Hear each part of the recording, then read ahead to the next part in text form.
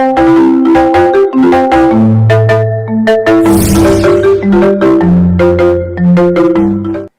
Central jail में 23 मार्च 1931 की शुरुआत किसी और दिन की तरह ही हुई थी। फर्क सिर्फ इतना सा था कि सुबह सुबह बहुत जोर की आंधी आई थी। लेकिन जेल के कैदियों को थोड़ा अजीब सा लगा जब 4 बजे ही वार्डन चरत सिंह ने उनसे आकर कहा कि वो अपनी अपनी कोठरियों में चले जाएं। उन्हें कारण नहीं बताया गया। उनके मुंह से सिर्फ ये निकला कि आदेश ऊपर से है। अभी कैदी सोच ही रहे थे कि माजरा क्या है कि जेल का नाई बरकत हर कमरे के सामने से फुसफुसाते हुए गुजरा कि आज रात भगत सिंह, राजगुरु और सुखदेव को फांसी दी जाने वाली है। उस क्षण की निश्चिंतता ने उनको झकझोर कर रख दिया। कैदियों ने बरकत से मनोहार की कि वो फांसी के बाद भगत सिंह की कोई भी चीज जैसे पेन, कंगा या घड़ी उन्हें लाकर दें ताकि वो अपने पोते पोतियों को बता सकें कि कभी वो भगत सिंह के साथ जेल में बंद थे। जेल अधिकारियों ने तीनों क्रांतिकारियों को बता दिया कि उनको वक्त से 12 घंटे पहले ही फांसी दी जा रही है। अगले दिन सुबह 6 बजे की बजाय उन्हें उसी शाम 7 बजे फांसी पर चढ़ा दिया जाएगा। भगत सिंह मेहता द्वारा दी गई किताब के कुछ पन्ने ही पढ़ पाए थे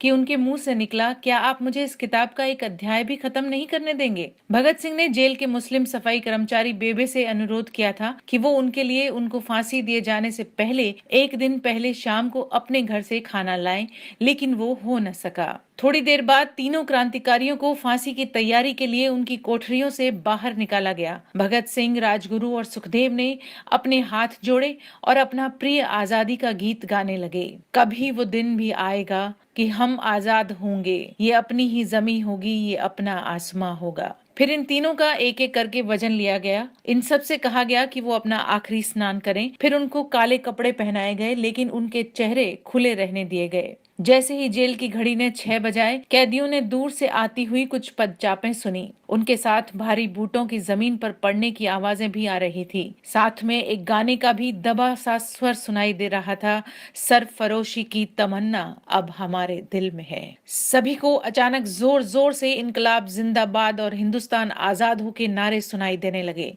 भगत सिंह इन तीनों के बीच में खड़े थे। भगत सिंह अपनी मां को दिया गया वो वचन पूरा करना चाहते थे कि वो फांसी के तख्ते से इनकलाब जिंदाबाद का नारा लगाएंगे। लाहौर जिला कांग्रेस के सचिव पिंडीदास सोंधी का घर लाहौर सेंट्रल जेल से बिल्कुल लगा हुआ था। भगत सिंह ने इतनी जोर से इनकलाब जिंदाबाद का नारा लगाया कि उनकी आवाज सोंधी के घर तक सुनाई दी। उनकी आवाज सुनते ही जेल के दूसरे कैदी भी नारे लगाने लगे। तीनों युवा क्रांतिकारियों के गले में फांसी की रस्सी डाल दी गई, उनके हाथ पैर बांध दिए गए। तभी जल्लाद ने पूछा, सबसे पहले कौन जाएगा? सुखदेव ने सबसे पहले फांसी पर लटकने की हामी भरी।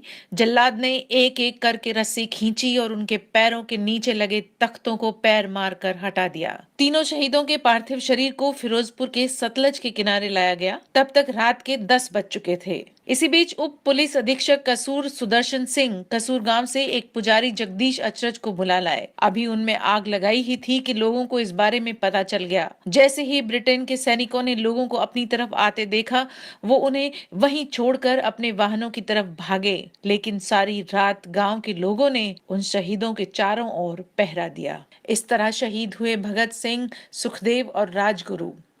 अगर आपको हमारा वीडियो